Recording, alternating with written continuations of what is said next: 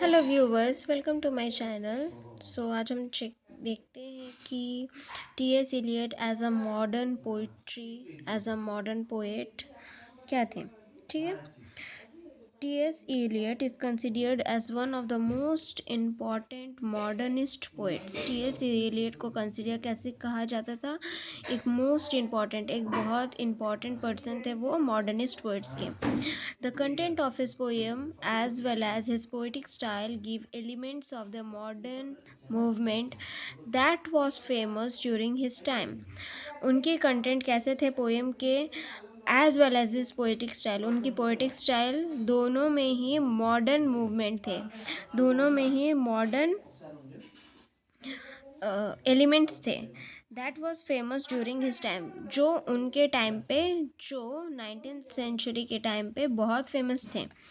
In fact modernism was viewed as a rejection of traditional 19th century norms. Modernism को उस time पे कैसे देखा जाता था? Rejection of traditional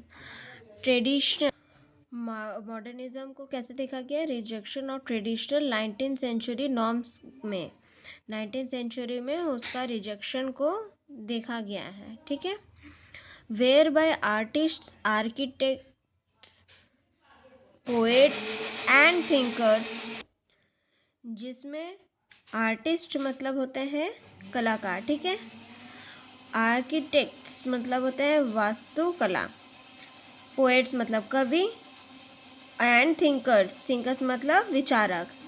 either Altered और अबेंडेंड अर्लियर, ईदर अल्टर्ड मतलब या तो पहले के परंपराओं को वो बदल दिया गया या छोड़ दिया। ठीक है। In an attempt to re envision a society in a flux, ताकि एक बदलते समाज को फिर से कल्पना की जा सके। ठीक है। Modernism was also mainly represented by orientation. आधुनिक मुख्य रूप से विखंड, मुक्त, चंद, विरोधाभासी और विक्टोरियन और रोमांटिक लेखन से अलग कई दृष्टिकोणों की और उन्मुखता द्वारा प्रतिनिधित्व की गई है। ठीक है। Modernism was also mainly represented by orientation towards fragmentation, है ना, विखंडन, फ्री वर्स, मुक्तचंद, कॉन्ट्राडिक्टरी एल्यूजन्स, विरोधी संकेतों, and multiple points of view different from the Victorian, और बहुत सारे ऐसे पॉइंट्स हैं जो डिफरेंट थे किससे? विक्टोरियन एंड रोमांटिक राइटिंग से। फिर क्या लिखा है? These modern features appeared greatly in the works of Eliot. ये जो मॉडर्न फीचर्स है वो बहुत बखूबी की तरह प्रस्तुत किया गया है किसमें? In the works of Eliot, Eliot के कामों में, वर्क में। Two of the most prominent poems were Eliot, वैसे दो मुख्य पोएम्स हैं इलियट के जो मॉडर्न ओरिएंटेशन को दिखाता है, जो मॉडर्न ओरिएंटेशन को दर्शाता है। कौन से ऐसे दो पोएम है? The love song of J Alfred Prufrock and the waste land. ठीक है। The point is that Eliot seems to have nostalgia for the medieval tradition linked with his interest in modern life. The point is that Eliot seems to have nostalgia for the medieval tradition linked with his interest in modern life. बात यह है कि Elliot को मध्ययुगीन परंपरा के लिए एक प्रकार की नॉस्टैल्जिया लगती है। ठीक है। जो उनकी आधुनिक जीवन में रुचि से जुड़ी हुई है। इन हिज पोएट्री, अपनी कविता में इलियट कॉम्बाइंस बोथ, इलियट दोनों को मिलाते हैं। Concern with religious issues, medieval theme, धार्मिक मुद्दों के साथ चिंता, मध्ययुगीन विषय, and a trend towards contemporary issue, modern theme, और समकालीन मुद्दों की ओर एक प्रवृत्ति, आधुनिक विषय। ठीक है। So as critics observed, Eliot seeks some sort of integration between the two aspects. इसलिए जैसे कि आलोचकों ने देखा, इलियड दो पहलुओं के बीच एक प्रकार के एकीकरण की तलाश करते हैं। This is actually clear in the wasteland where Eliot shows his discomfort for modern life. यहाँ पे दिस इज एक्चुअली यही चीज़ क्लियर करती है कि किसमें, इन द वेस्टलैंड की पोएम पे, वेयर इलियट शोज, इलियट दर्शाते हैं उनका डिस्कम्फर्ट मॉडर्न लाइफ के प्रति by contrasting it with medieval trades. किससे कंपेयर करते हैं, किससे कॉन्ट्रास्ट करते हैं, मीडिएवल ट्रेड्स से, ठीक है। He shows the difference between the divinely religious medieval life, वो किस में डिफरेंस दिखाते हैं, रिलीजियस medieval life में, which modern life lacks, जो मॉडर्न लाइफ लैक करती है, कमी है, जिसके मॉडर्न लाइफ में कमी है, and the fall in spiritual matters, और किस में दर्शाते हैं वो, स्पिरिचुअल मैटर्स में, इन मॉडर्न लाइफ में, ठीक है। In fact, the wasteland can be considered as a fundamental modernist text. इसके बदौलत वेस्टलैंड को कैसे कंसिडर किया जाता है, फंडामेंटल मॉडर्निस्ट टेक्स्ट में, ठीक है। The major modernist element formed in the poem is the clear reliance on images. Modernist element poem पे क्या मिलते हैं, images, which is a basic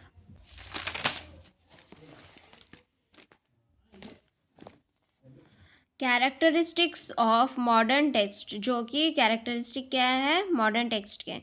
the poem shows many fragmented images that reflect the feelings of loss in modern man. Although the reader understands nothing of these images, the narrator promises to show the reader how to make meaning from fragmentation. This construction of meaning from fragmentation is one of the essential features of modernism.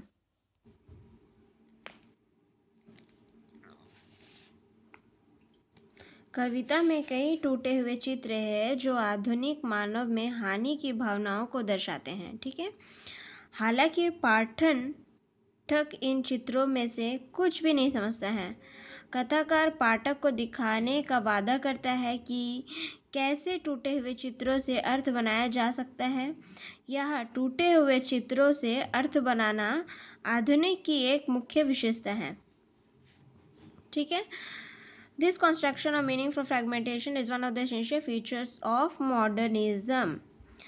यह टूटे हुए चित्रों का अर्थ बनाने आधुनिकता की एक मुख्य विशेषता है। The poem clearly describes the modern world. कविता स्पष्ट रूप से आधुनिक मतलब मॉडर्न, ठीक है, दुनिया का वर्णन करती है ना, or what the narrator terms as the immense panorama of futility and anarchy which is contemporary history, या जिससे कथाकार ने निरर्थकता और अराजकता, निरर्थकता और अनार्की मतलब अनाजकता,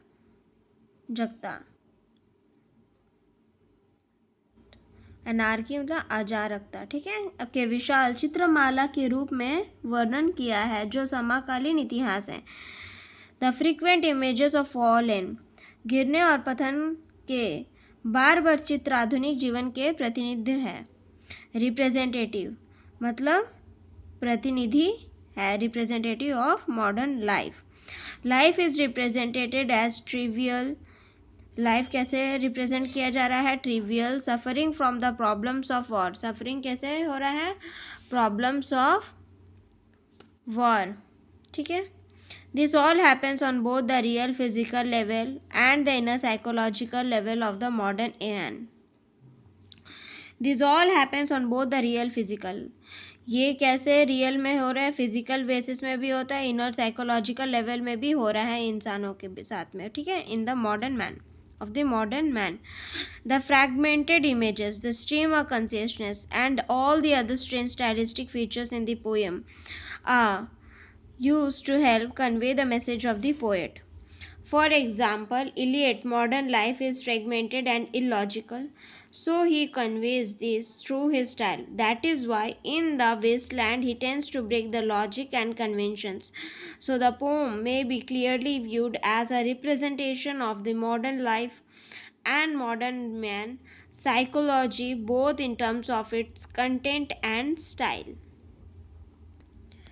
यहाँ तक ये बताया जाता है कि द फ्रैगमेंटेड इमेजेस कविता में टूटे हुए चित्र स्ट्रीम ऑफ कॉन्शियसनेस चेतना की धारा और अन्य सभी stylistic features in the pome और अन्य सभी अजीब शैलगीत विशेषताएं कवि के संदेश को प्रोत्साहित करने के लिए उपयोग की जाती है. ठीक है.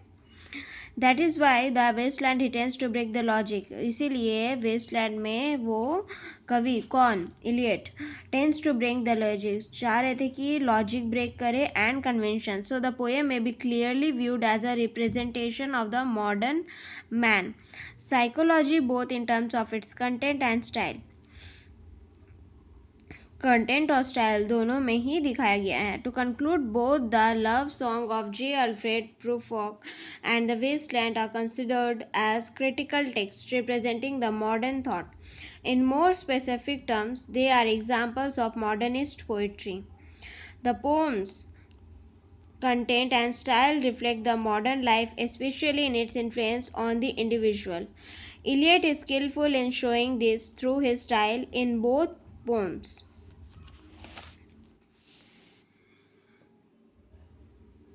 Use stream of consciousness to show the chaos in of the modern man thinking. In addition, he uses many techniques such as imagism, repetition, fragmentation, and other modernist techniques.